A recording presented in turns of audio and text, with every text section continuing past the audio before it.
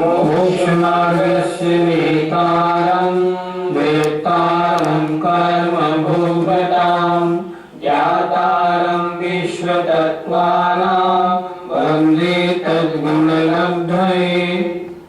पंच परमेष्ठी भगवान की जय। संत शिरोमणि आचार्य विद्यासागर जी महाराज की जय।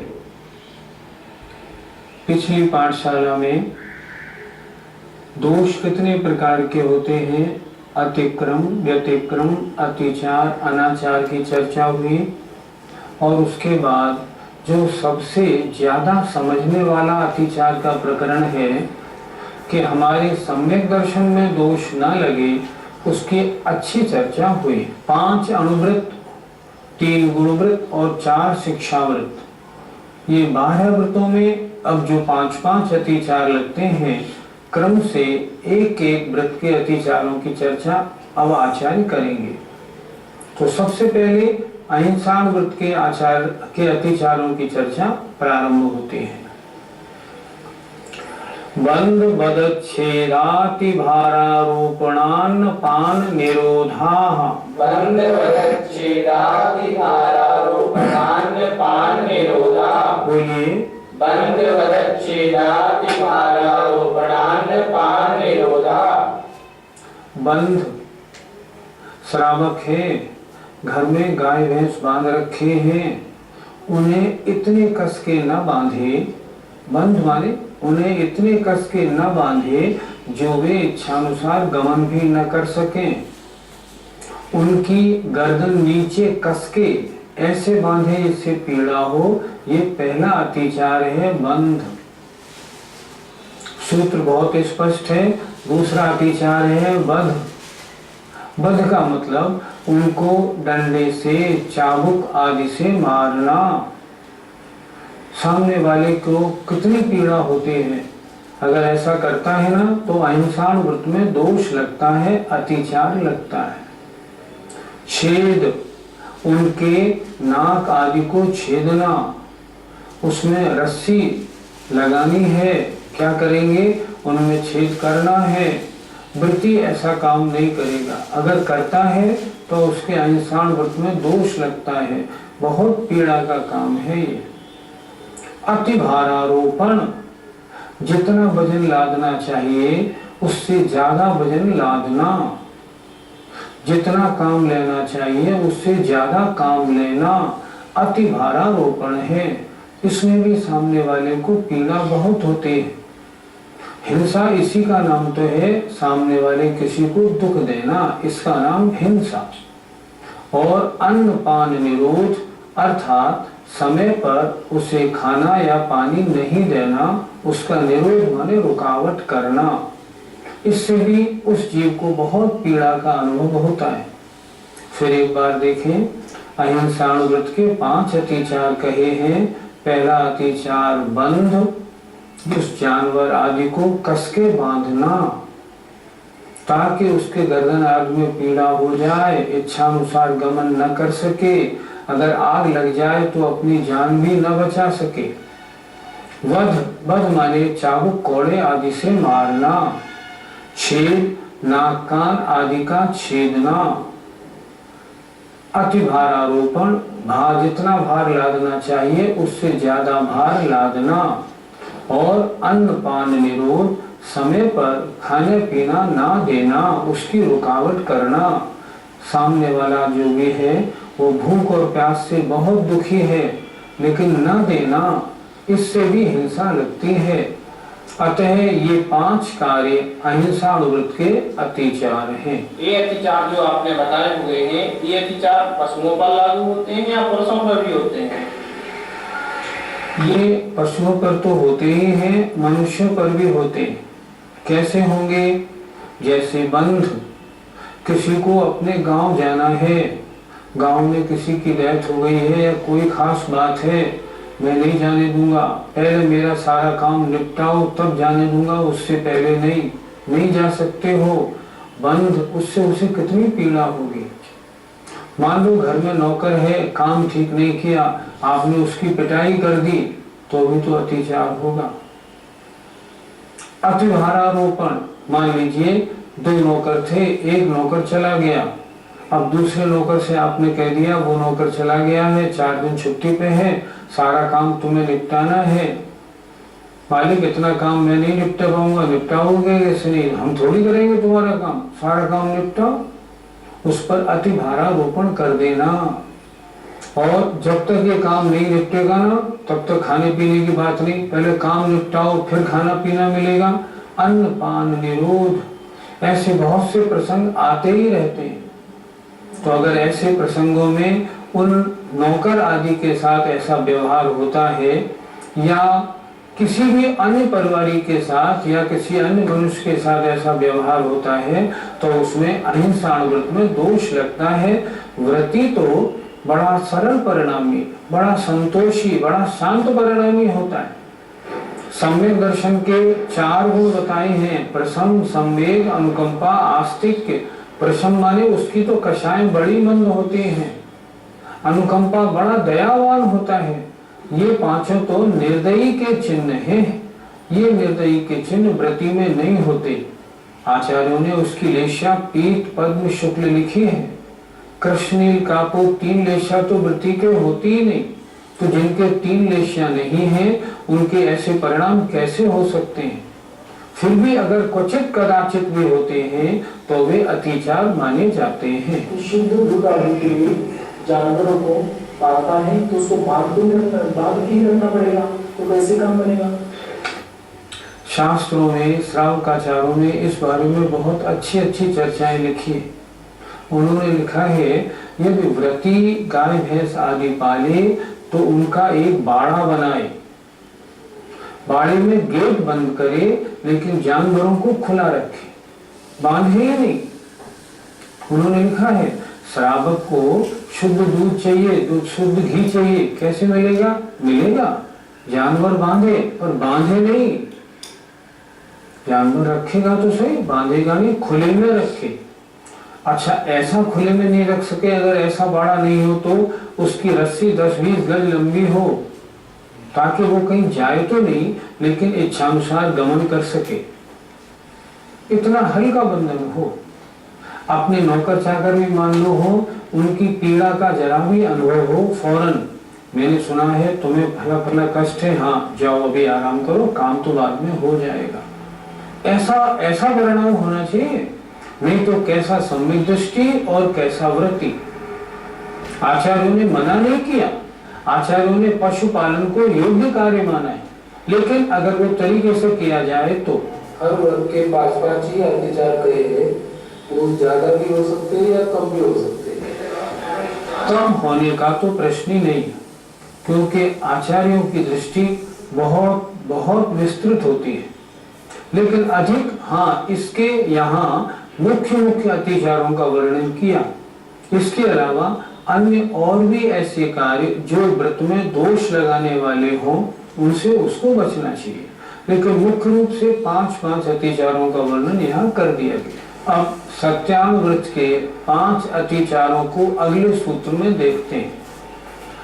मिथ्योपदेश, रहो व्याख्यान, कूट लेख क्रिया, न्यासापहार, साकार मंत्र भेदा। बोलिए। मिथ्योपदेश, रहो व्याख्यान, कूट लेख क्रिया, न्यासापहार, साकार मंत्र भेदा। सूत्र बिल्कुल सरल है और 5 जो अतिचार हैं अलग अलग दिखाई दे रहे हैं।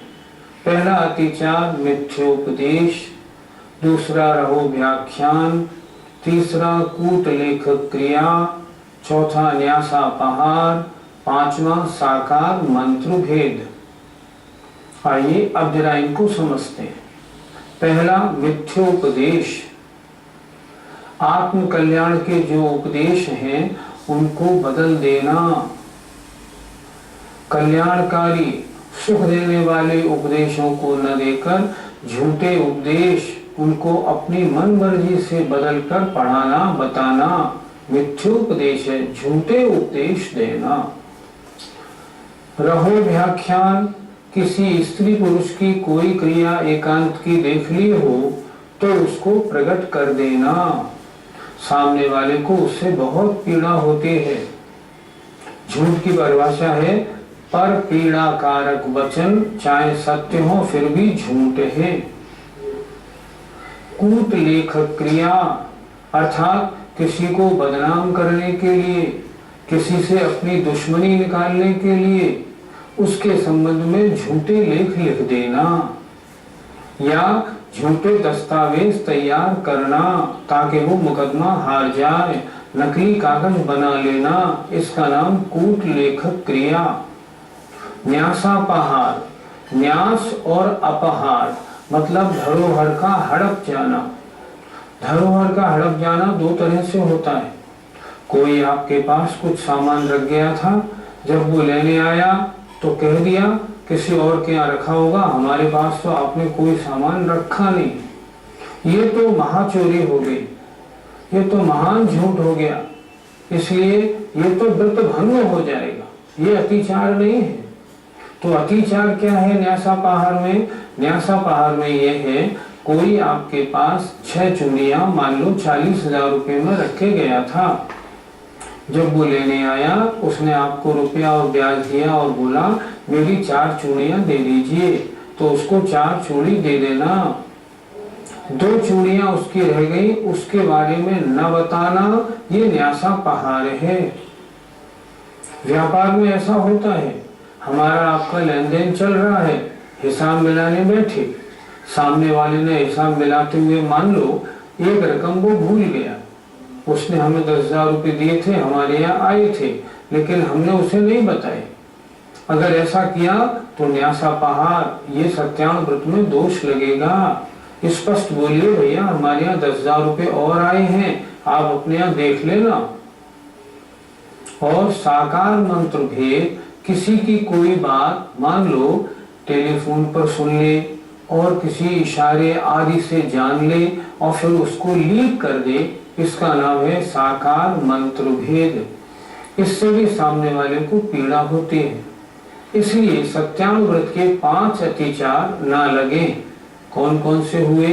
मिथ्योपदेश, झूठे या गलत या अकल्याणकारी उपदेश देना, रवो व्याख्यान, स्त्री पुरुष की एकांत की क्रिया को प्रकट कर देना, कूट लेखक क्रिया, किसी के बारे में झूठे लेख, झूठे दस्तावेज आदि बनाना, न्यासापहार, धरोहर का हड़प जाना, और साकार मंत्र भेद, किसी के इशारे आदि को समझकर उसके इशारे या उसका पर्पस, उसका प्रयोजन लीक कर देना, ये 5 सत्यानुव्रत के अतिचार हैं। क्या सत्यानुव्रती वकालत का पेशा कर सकता है? उसे तो झूठे केसेस भी लेने पड़ते हैं, लेख भी लिखने पड़ते हैं, तो क्या वह सत्यानुव्रती कहलाएगा? ऐसा नहीं कि वकालत के पेशे में झूठ बोलना ही पड़ता हो। हमारे एक रिश्तेदार वकील हैं, हमने उनसे पूछा आपका पेशा तो बहुत गंदा है। उन्होंने कहा नहीं, मैं एक पैसे भी गलत काम नहीं करता।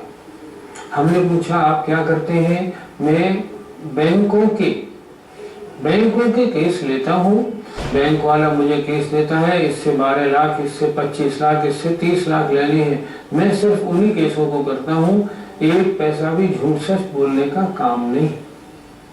मैंने और भी ऐसे लोगों को मैं जानता हूँ। एक वकील साहब हमारे मित्र हैं, बहुत धर्मात्मा, रोज पूजा करते हैं 2 घंटे। वो स्पष्ट कहते हैं केस देखने के बाद मैं अगर देख लूं ना ये केस झूठा है तो उसके कहता हूँ नहीं भैया केस तुम्हारा झूठा है, मैं नहीं लूंगा, मैं किसी को पीड़ा नहीं दे सकता। वकील का काम तो बड़ा अजब होता है। महात्मा गांधी के जीवन की एक घटना मुझे याद है। महात्मा गांधी बैरिस्टर थे, वो कभी भी गलत केस नहीं लेते थे। एक बार उन्होंने एक व्यक्ति का केस ले लिया, बहुत अच्छी तैयारी की और कोर्ट में पहुंच गए। बाद में मालूम पड़ा उस व्यक्ति ने कहा मेरा केस मुझे आज जिता दीजिए, मैं गलत तो हूं पर आपके हाथ में मैं सुरक्षित हूं। उन्होंने इतना सुनना था कि जज के सामने स्पष्ट कह दिया जज साहब देखो मेरा मुवक्किल झूठ है, इसको बिल्कुल पनिशमेंट दे दीजिए। उन्होंने स्पष्ट जज के सामने बोल दिया। तो ऐसा नहीं कि हाँ सारे वकील ही गलत काम करते हैं, लेकिन ये निश्चित है कि वकालत में झूठ सच का काम बहुत होता है, सत्यानुवृत्ति उन कार्यों को नहीं कर सकता। अब अचौर्यानुवृत्त के अतिचारों को देखते हैं। स्तेन प्रयोग तदा हृतादान विरुद्ध राज्यातिक्रम हीनाधिक मानोन्मान प्रतिरूपक व्यवहाराः। बोलिए। प्रयोग तदा हृतादान विरुद्ध राज्यातिक्रम हीनाधिक मानोन्मान प्रतिरूपक व्यवहारा। स्तेन प्रयोग, किसी को चोरी के प्रयोग बताना, चोरी की अनुमोदना करना, स्तेन प्रयोग। दूसरा तदा हृतादान। अब ध्यान से देखना, जिसको चोरी का प्रयोग, चोरी के बारे में बताया था, तुम यूं जाके ऐसे चुराओगे तो माल चोरने में आ जाएगा। अगर वो लाता है माल चुरा के और आप खरीदते हैं, तब तो अतिचार नहीं, अनाचार है। लेकिन अन्य कोई चोर चोरी का माल लाया हो और उसे आप खरीदते हैं, तो तदा हृतादान, चोर के द्वारा चुराया गया माल खरीदना, ये बिल्कुल चोरी का दोष है। और देखा भी जाता है, जब कोई चोर माल बेचने आता है ना, माल बेच जाता है, बाद में जब पुलिस पकड़ती है तो वो कहता है मैंने माल यहाँ बेचा, तो उसको तो पकड़ता है, जिसने खरीदा उसको भी पकड़ता है। क्यों? वो भी तो चोरी है। विरुद्ध राज्यातिक्रम, देखें शब्द का अर्थ, विरुद्ध राज्य का अतिक्रम माने उल्लंघन करना। मान लो मध्य प्रदेश से गेहूं राजस्थान में जाने की गवर्नमेंट की परमिशन नहीं है, अगर हम चोरी छिपे मध्य प्रदेश से गेहूं राजस्थान में भेजते हैं तो विरुद्ध राज्यातिक्रम कहलाएगा। जहां राज्य ने बंधन लगाया हुआ था, आपने उसका उल्लंघन क्यों किया? सरकार ने जो टैक्स आदि लगा रखे हैं, उन टैक्स आदि का अगर हम पेमेंट ना करें, कुछ का कुछ लिख दें ताकि कम देना पड़ जाए, ये सब चोरी है। और अगर अचौर्यानुवृत्ति है तो उसमें अचौर्यानुवृत्ति में दोष लगेगा। एक बात विशेष और, यदा कदा हो जाए तब तो कहलाता है अतिचार, और जिसने पेशा बना लिया है उसका तो अनाचार है, उसका अतिचार कैसा? अतिचार यदा कदा दोष लगते हैं। अतिचार का प्रायश्चित तो होता है, अनाचार का प्रायश्चित नहीं होता। क्यों? रोज दोष लगाते हो, रोज चोरी करते हो टैक्स आदि की, तो इस टैक्स आदि की चोरी का अब क्या प्रायश्चित दिया जाए? कभी भूल चूक से कोई गलत काम हो जाए तब तो इस पर विचार हो भी सकता है। विरुद्ध राज्य का अतिक्रम करना, हीनाधिक मानोन्मान, हीन अधिक मान और उन्मान, अर्थात मान उन्मान मतलब नापने और तोलने के लीटर या बाट आदि। हीन अधिक कमती बढ़ती रखना, सामान लेना है तो लीटर बड़ा, सामान देना है तो लीटर छोटा। हमारे यहाँ एक दूध वाला था, हम उसके यहाँ गए तो वो क्या कर रहा था, पत्थर के ऊपर जो लीटर का बर्तन था एल्युमिनियम का, उसको उल्टा करके घिस रहा था। हमने कहा क्या कर रहे हो? थोड़ा घिस लो बाबू, थोड़ा दूध बच जाएगा तो अच्छा ही तो है। ऐसा करता है। हीन अधिक मानोन्मान, अर्थात नापने और तोलने के जो लीटर या बाट आदि हैं, उन्हें कमती बढ़ती रखना। और प्रतिरूपक व्यवहाराः, प्रतिरूपक एक सी दिखाई पड़ने वाली दो वस्तु, सस्ती और महंगी, उनको मिलाकर महंगे के भाव बेचना। प्रतिरूपक व्यवहाराः, एक सी दिखने वाली दो महंगी और सस्ती वस्तुओं को मिलाकर महंगी के भाव बेचना। जीवन का एक उदाहरण आपको बताऊं। एक बच्ची के लिए तोड़िए खरीदने थे। एक अफसर ने कहा था चांदी के तोड़िए लाके दे देना। अपने एक रिश्तेदार तोड़िए बेचने का काम करते थे। मैं उनके पास स्वयं गया। मैंने उनसे कहा बच्ची के 2 तोड़िए दे दो। उन्होंने मुझे दिए। मैंने कहा बिल्कुल शुद्ध चांदी के देना। उन्होंने कहा आपसे मैं कोई गलत काम कर सकता हूँ क्या? बिल्कुल शुद्ध चांदी के दे रहा हूँ। 90-95% चांदी होगी, थोड़ी बहुत तो मिलावट बिना तो होता नहीं ना काम। मैंने कहा ठीक। मैंने वहां से तोड़िया लिए और उन साहब के यहाँ दे दिए। मैंने कहा, उन्होंने मुझसे कहा था चांदी वाले से आप सामान ठीक ले आएंगे, मैंने उनको दे दिए। करीब 10-12 दिन हुए होंगे, उन्होंने मुझे फोन पे बुला के कहा आप तो कह रहे थे शुद्ध चांदी के हैं, ये तो प्योर गिलट है। बहुत दुख हुआ। उस दिन से एक बार इतना दुख हुआ कि उनकी दुकान नहीं, उनसे बोलचाल करने में भी मुझे झिझक हुई। प्रतिरूपक व्यवहार, ये तो इन्होंने अनाचार कर दिया। 2 वस्तु मिला के और महंगी के हिसाब से बेचने के बजाय आप गिलट बेचते हो, सगे आदमी को बेचते हो और चांदी कह के बेचते हो। कितना अन्याय है। तो ये आचौर्यानुव्रत के अतिचार हैं। एक बार फिर समझें। स्तेन प्रयोग, किसी को चोरी के उपाय बताना। तदा हृता दान, जिसको चोरी का उपाय बताया था उससे नहीं, पर अन्य किसी और चोर से चोरी का माल खरीदना। जिनका चोरी के माल खरीदने का व्यापार है उनके तो आचौर्यानुव्रत होने का प्रश्न ही नहीं, लेकिन भूल चूक से कभी लेने में आ जाए तो भी दोष होगा। विरुद्ध राज्यातिक्रम, विरुद्ध राज्य का उल्लंघन करना, अर्थात राज्य के नियमों को नहीं मानना। हीनाधिक मानोन्मान, तोलने और नापने के लीटर या बाट आदि कमती बढ़ती रखना। और प्रतिरूपक व्यवहार, अर्थात एक सी रूप रंग में दिखने वाली 2 वस्तुओं को मिलाकर और असली के भाव बेचना, महंगी के भाव बेचना। अगर आपने चांदी का कोई सामान बनाया और उसमें मान लो 50% चांदी है और 50% मिलावट, तो आप ये कह के बेचिए कि इसमें 50% चांदी 50% मिलावट है, तब तो ठीक है। अगर आप उसको 60-70 कह के बेचते हैं तब उसमें आचौर्यानुव्रत में दोष लगता है।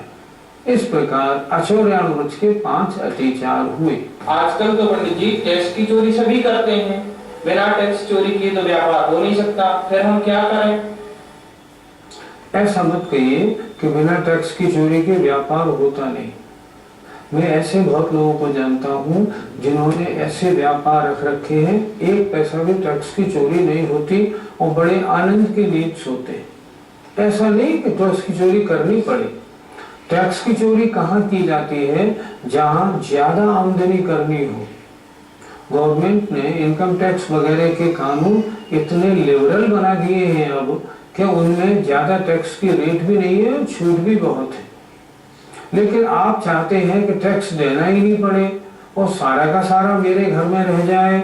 अगर ऐसा है ना, ये तो गलत है, ऐसा नहीं होना चाहिए। आपको ऐसा व्यापार चुनना चाहिए जिसमें टैक्स चोरी की नौबत ना हो। आज भी ऐसे बहुत सारे व्यापार हैं, आप घर उसमें दुकान में एंटर हुई, सारा माल 1 नंबर से मिलता है, टैक्स की चोरी का कोई सवाल नहीं। चाहिए क्या?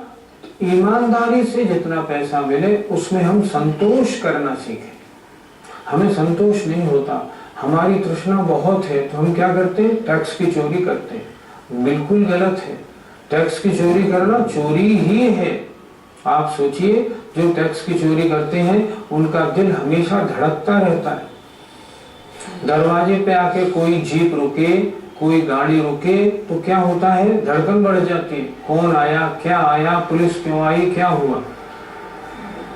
हम एक घटना आगरे की बताते हैं। आगरे में एक सज्जन थे, वो सोने चांदी की मोतिया बिंद वाली, मोतियों वाली जंजीर बनाने का काम करते थे। उन्होंने बहुत रुपया कमाया। इत्तेफाक की बात, सुबह दरवाजे पे घंटी बजी, वो सज्जन सेठ साहब खुद जो थे वो उठे, उन्होंने गेट खोला। इनकम टैक्स वाले ने रेड का उनको ऑर्डर दिखाया, आपकी सर्च होनी है। ऑर्डर देखते ही वो गिर पड़े और उनका हार्ट फेल हो गया। इतना क्यों कमाना? कम कमाने में संतोष क्यों नहीं रखते? ज्यादा जिसको तृष्णा है, ज्यादा हाय हाय है, वही ज्यादा चोरी करता है। पहले मुझे ये बताएं, आपको जो व्यापार में आमदनी नहीं हो रही है वो पाप का उदय है या पुण्य का? आप कहेंगे पाप का। ठीक, पाप के उदय से आपके लाभांतराय का क्षयोक्षम कम है। अब आप क्या करना चाह रहे हैं? प्रतिरूपक व्यवहार, मतलब मिलावट वाला धंधा। मिलावट वाले धंधे से और पाप कर्म करके क्या आप सोचते हैं लाभांतराय का क्षयोक्षम बढ़ जाएगा? मैं तो आजकल व्यापार में देखता हूँ जितने भी लोग डुप्लीकेट माल बेचते हैं, एक भी डुप्लीकेट माल बेचने वाला कोई प्रसिद्ध नहीं हुआ, अरबपति करोड़पति मैंने तो देखा नहीं। डुप्लीकेट माल बेचने वाले आज नहीं तो कल पकड़े ही जाते हैं और बाजार में उनकी इमेज कैसी रहती है? उसके यहाँ सब माल डुप्लीकेट मिलता है, घटिया मिलता है। आज कैसे कैसे कांड होते हैं, दवाइयाँ नकली। आप सोचो, जान बचाने वाली दवाइयों में आप नकली दवाई की सप्लाई करके किसी की जान के साथ खेल रहे हैं। ये कैसे अतिचार नहीं माना जाएगा? ये तो घोर पाप हो गया। मिलावट का धंधा करके कभी भी आमदनी बढ़ जाएगी ऐसा नहीं सोचें। बजाय इसके अगर आप दान देने की प्रवृत्ति अपनी बढ़ा लें, दान देने की प्रवृत्ति बढ़ा लें तो निश्चित रूप से कुछ समय बाद आपका लाभांतराय का क्षयोक्षम बढ़ जाएगा। चाहे तो ट्राई करके देख लें, कौन सी बड़ी बात है। क्योंकि लाभांतराय का क्षयोक्षम इसीलिए तो नहीं हुआ कि पहले भाव में आपने कमाया तो बहुत और दान नहीं दिया। अब इस भाव में अगर आप अच्छी तरह दान देना शुरू करेंगे तो आपकी आमदनी क्यों नहीं बढ़ेगी? बिल्कुल बढ़ेगी। आजकल लाखों करोड़ रुपए की घोटाले हो रही है, फिर हमें अपना टैक्स क्यों देना? क्योंकि वो तो घोटाले नहीं जाने वाले पैसे। अगर आप टैक्स नहीं देते हैं और चोरी करते हैं तो आपके चित्त में निरंतर एक भय, डर लगा रहता है या नहीं? लगा रहता है। इससे क्या होता है? आत्मा का पतन होता है। जो घोटाले कर रहे हैं लाखों करोड़ों या 100 200 500 जैसे भी कर रहे हैं, भ्रष्टाचार रिश्वतखोरी कर रहे हैं, अपने किए का फल वो भुगतेंगे। लेकिन आपको क्या चाहिए? हमें क्या चाहिए? हम एक भी काम ऐसा ना करें जो हमारी नींव में खलल पड़े। हम तो वो काम करें जो सारा काम सही हो, चाहे 2 पैसे कम मिले। मैं ऐसे लोगों को जानता हूँ जो लोग बैंक में सर्विस करते हैं, LIC में सर्विस करते हैं, अच्छी वेतन मिलता है, 1,50,000 रुपये महीना मिलता है, एक जीवन में 1 पैसा रिश्वत का नहीं लिया, किसी की भेंट तक स्वीकार नहीं करते, बड़े सुखी हैं। कभी उनसे पूछो तो वो कहते हैं हमने तो 1 पैसा नहीं लिया, हमें तो बहुत सुख शांति। हमेशा सही काम करने वाले को तो नेचुरल सुख मिलता ही मिलता है। अभी आगरा में एक हमारी कलेक्ट्रेट में एक जो सबसे बड़ा मुजरिम वो था पेशकार, उसको बहुत सम्मानित किया गया। क्यों सम्मानित किया गया? उसने अपने जीवन में 1 पैसे की रिश्वत नहीं ली, जबकि उस पोस्ट पे जो भी आता है सुबह से शाम तक पैसे समेटता है। उसने अपने भाषण में एक बात कही, जब उससे लोगों ने पूछा तुम तो गरीब के गरीब रह गए, औरों को देखो कितना पैसा कमा लिया। उसने कहा नहीं, मेरे पास बहुत संपत्ति है। आज मेरे बच्चों को मैं जहाँ सर्विस लगाता हूँ लोग फौरन रख लेते हैं और उन्हें ऐसा काम सौंपते हैं जो सबसे रिस्की होता है। क्यों? वो जानते हैं ये उनका बेटा है, ये गलत काम कर ही नहीं सकता। कितनी इज्जत मिलती है। गोपाल दास जी बरैया का एक प्रसंग पढ़ने को आया था। ट्रेन से अपने बच्चे को ले जा रहे थे, 8 वर्ष तक का शायद आधा टिकट होता है। उनका बच्चा 8 वर्ष में 1 दिन कम था। जाते समय उन्होंने आधा टिकट लिया, लौटते समय 2 दिन बाद उन्होंने पूरा टिकट लिया, क्योंकि 8 वर्ष 1 दिन का बच्चा हो गया था। उस टीटी ने उनसे पूछा जाते में आधा और लौटते में पूरा क्यों? उन्होंने कहा भैया पहले 1 दिन कम था, अब 1 दिन ज्यादा का हो गया। उनको सम्मान कराया, पूरे शहर ने सम्मान किया उनका। देखो ईमानदारी इसे कहते हैं।